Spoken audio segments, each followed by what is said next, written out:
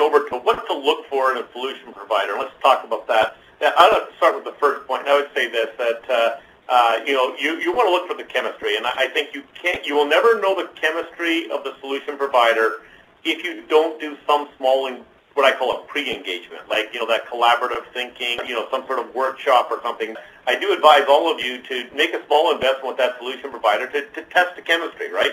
You can narrow it down to one solution provider and then do a small project with them. It's going to be something you have to do anyways. And then from there, you'll know you have chemistry. I can think of guys like, I've worked with the people at Socius in Ohio, and we had very good chemistry with that company. People at the Resource Group in Seattle. I'm thinking about some of the partners that we've had a chance to work with, and it's really around that chemistry and having the ability for them to think with you and work with you and your team. You really want these guys to bring their best people in, and that type of engagement in the partner selection process would be a really good idea.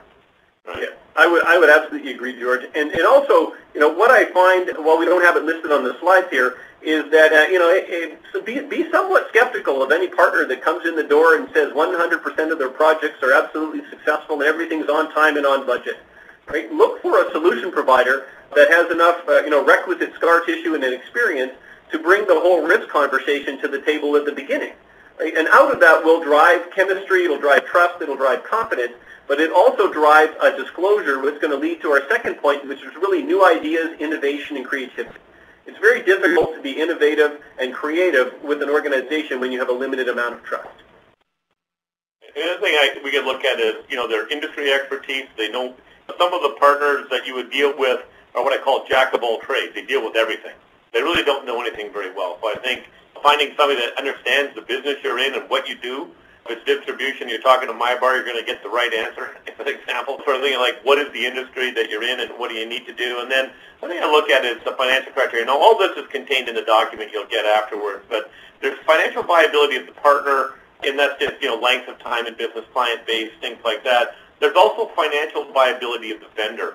And I really, because most of the software you will buy today comes from publicly traded companies, I highly suggest that you do the research to look at the financial statements of those companies. Because I can look at them and say, I look at people like, Epicor, Score Financial Statements, look at them and think, I don't know if I'd buy software from them because of their financial statements to me are very unappealing, right?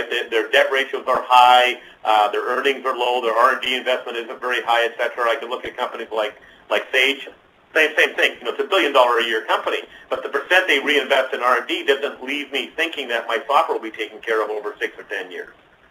There are certain things like from a vendor viability that need to be looked at, both from a partner and the actual license provider. I think that's also an important thing to think about. Yeah, I think that's good advice, George.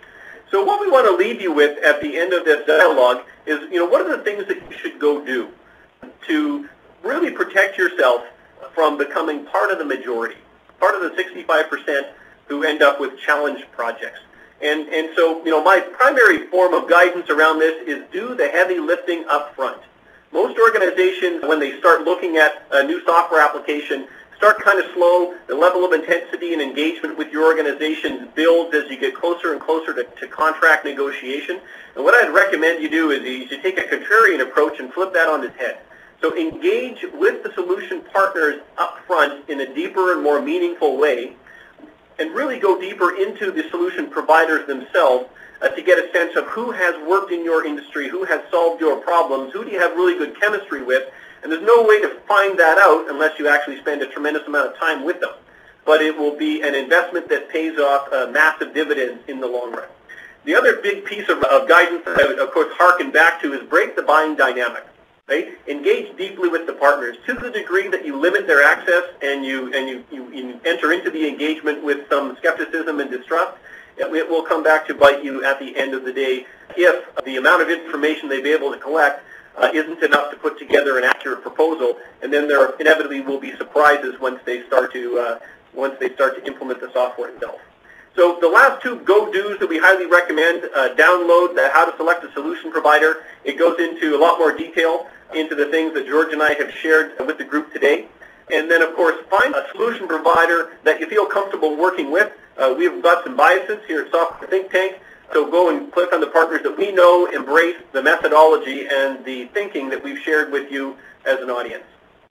That would conclude our session for today. I want to thank everybody for coming out If you have any questions, of course, you can forward them to Software Think Tank at any time. We will answer every question. Good luck on your buying process, and hopefully you'll learn something from today so it'll get you into that winning group of successful projects as opposed to the losing group, which is the majority, unfortunately, today. So thank you, everybody from Software Think Tank.